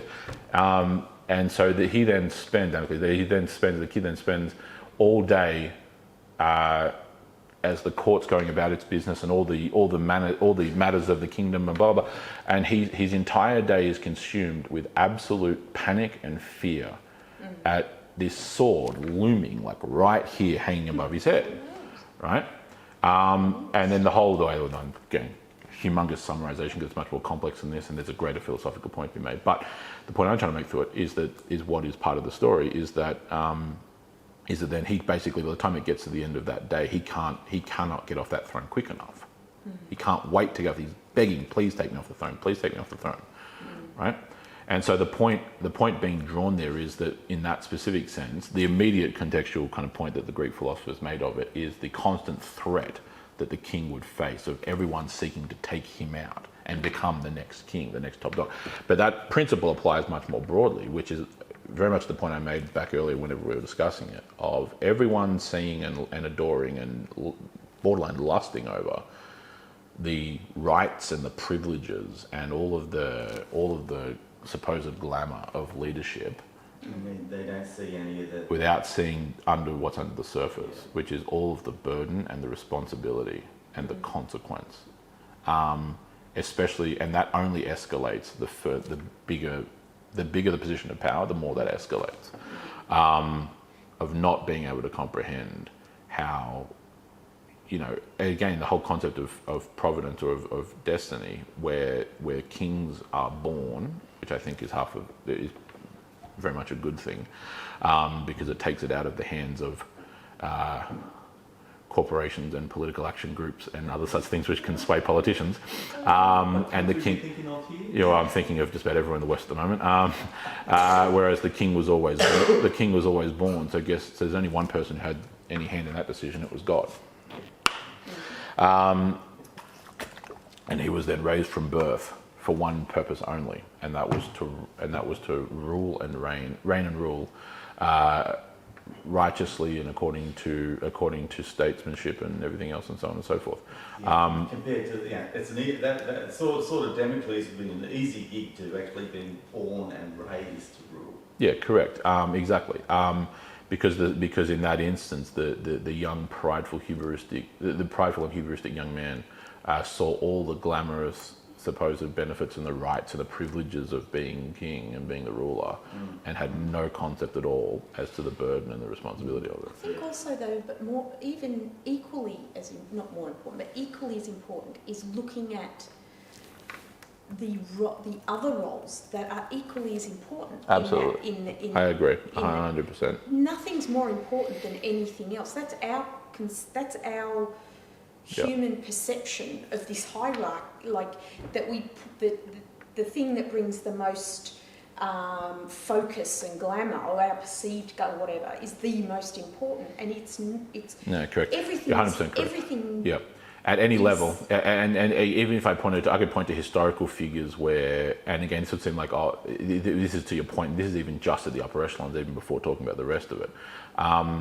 Alexander's conquests, Alexander most likely would not have even been able to cross the Aegean successfully if it weren't for his generals. And that's not actually a statement about Alexander the Great, that's a statement about his generals.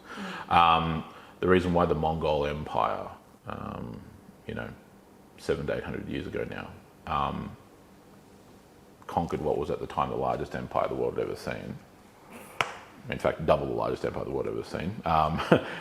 It conquered a territory of about 24 million square kilometres, which was only surpassed by the British Empire. Which empire? British. The British, yeah. British, yes. The Mongol Empire is the second largest empire in history. Entirely land-based, they conquer the vast majority of Asia and parts of Eastern Europe. The reason why that occurs, as great as Genghis Khan was because the generation of generals, and then also including his descendants, particularly his grandsons, were some of the most capable military commanders in human history. And so... But he appreciated them too. I mean, they... Oh, correct. Yes, Absolutely. He looked after them. Yeah, absolutely. And so without boring you with Mongol history, his generals were shockingly capable. And so Genghis Khan, as great as he was as a general, which obviously involved massive amounts of brutality, but that part aside, It usually does, being a general. would have been yeah. Well, his greatness resided in his ability to unite the Mongolic tribes for the first time, which no one would ever be able to do. But his conquest then came at the hands largely of his generals, because of how capable they were. So there is no scenario where even a king is capable of running a kingdom or an empire without massive amounts of talent from those beneath him. And support. And I would argue women have a huge role to play. You look at Constantine's I absolutely believe. Like, Constantine's mother, Yep. I've explained this before in other settings as well in its past, that basically they're Christianity... quiet and they're just getting on with it, but They're absolutely right there. they move things. Christianity functionally gets we saved in underestimate that. Yeah, Christianity functionally gets saved in Western Europe by a very little known and obscure figure named Clotilda. Yep, and the women that surrounded Jesus and the importance he placed on 100%. them. I mean, I don't know where women think that in God's eyes we're not important because we can't be Hold this very specific... yeah, exactly. Or we can't be the Pope. Yeah. You know, I mean, I don't know. Really? But that's, it's a devaluing. Be doing? There's a very good reason why God created gender. Yeah, it all exists it's all part of the natural ordering of things, and that's the point. We bring life. Absolutely. Like, it's a huge role. Correct. Like, you want everything. Correct, You know? but that's part of it. It has to do. Around. Yeah, but that's the whole point of. See, it's largely derived. Well, actually, I can circle back and say entirely. All these kinds of ideas are based ultimately, one way or another, on a group of lies built upon a singular lie. The fundamental lie of the modern feminist era is that women have been either sold short or shortchanged or cheated out of something that they otherwise should have had. Yeah. Every single other Christian prior to basically the 1950s or 60s would disagree with that, but that just gets ignored. Moreover, it then completely shifts the woman's value, and there are things that occur on this side for the men, but we're just speaking to the women obviously here, where you are only as valuable to society with how much commensurate value you place or you bring from a commercial or consumerist standpoint. Okay, so you are only one of the biggest lies for women is that you are only as valuable to society, to your family, to anyone else, as you are productive in the economy. Whether it's bringing babies or whatever. Anything else, yes. And so everything else then ends up having to be subservient to the ultimate purpose of modern feminist ideology, which is how much of a productive worker bee are you? Yeah. Okay, and that applies in many respects on the male side of the equation, just in different ways. But in this specific context, if you don't, and this is not like, I'm not talking about like back in the day. Like, keep in mind, I only graduated high school a decade ago, and I and I was teaching in high school up until about a couple of years ago, so I have very recent knowledge of these things. Boys and girls, but particularly the girls, are without even a shadow of a doubt told all the time by their parents and their teachers, but especially their parents, that if they don't go to university and go into a white-collar profession of some kind, they're a failure. Okay? That's not up for debate. There's no discussion to be had. It happens ubiquitously and universally. Okay? Universally. I did year 11. I spent most of my high school time at the King's School, which is single. It's a boys' school. But when I did the end of I did my HSC up here at Blue Mountains Grammar School, which is co-ed. Not a big year group, but the majority of it was a split of about 50 girls, 30 boys, roughly. I can distinctly remember about, I want to say about 8 to 10, maybe even nearly a dozen, but definitely at least 8 to 10 of those girls, so nearly 20%, who, if they hadn't have turned up on Monday morning because they killed themselves that weekend, nothing in me would be surprised, right?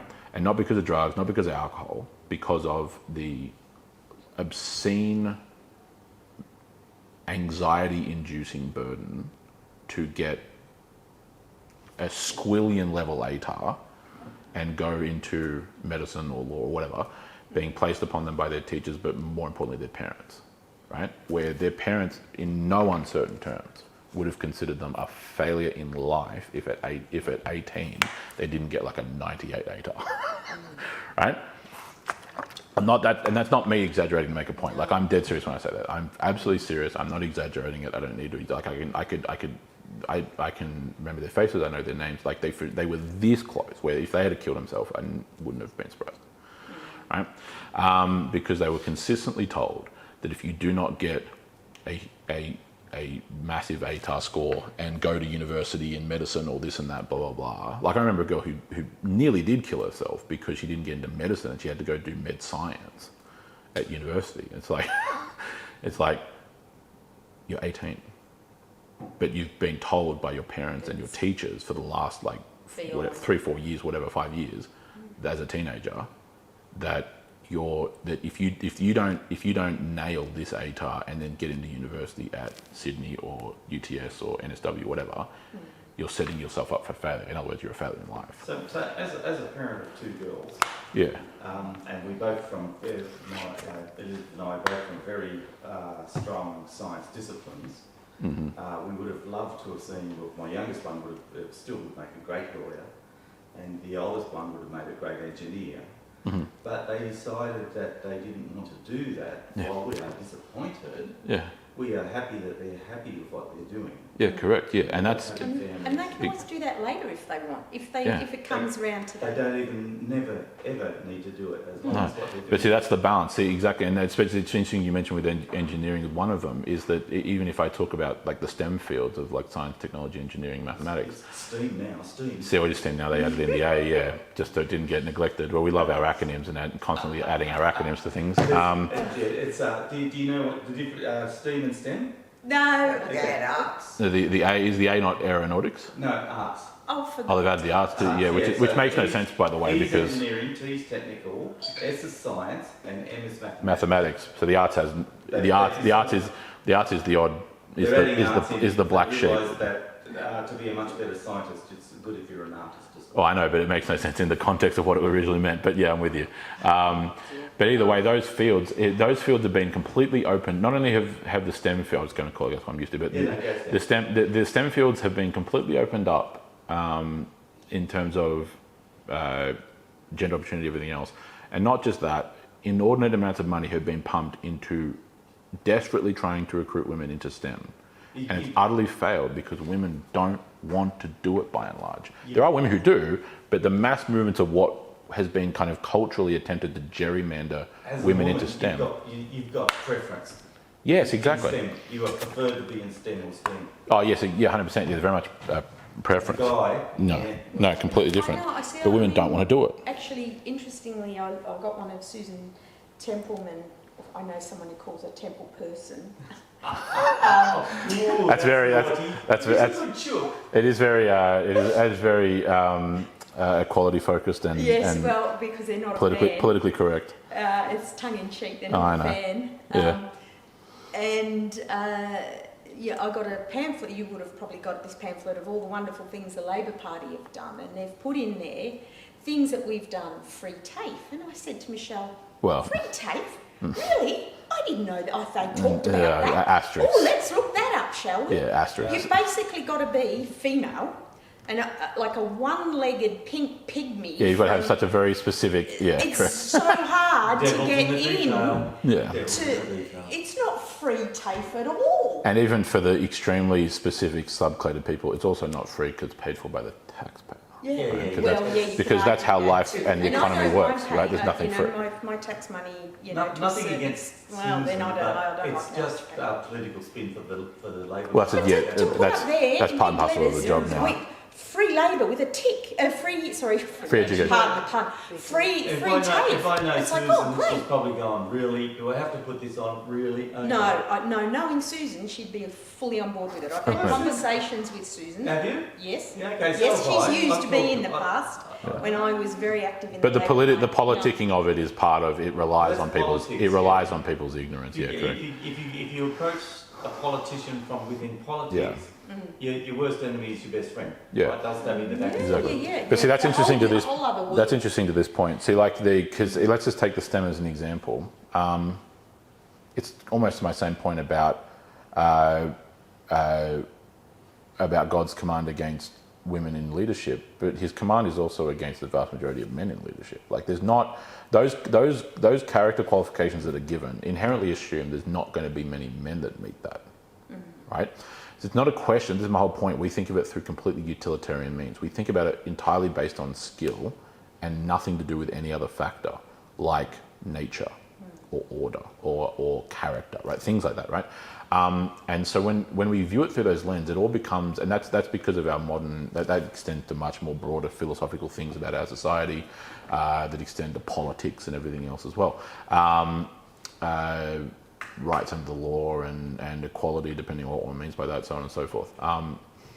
It plays into our hubris and it plays into our drive for more material gain, more power, more accolades, status, everything else. If you're a good reason why women should not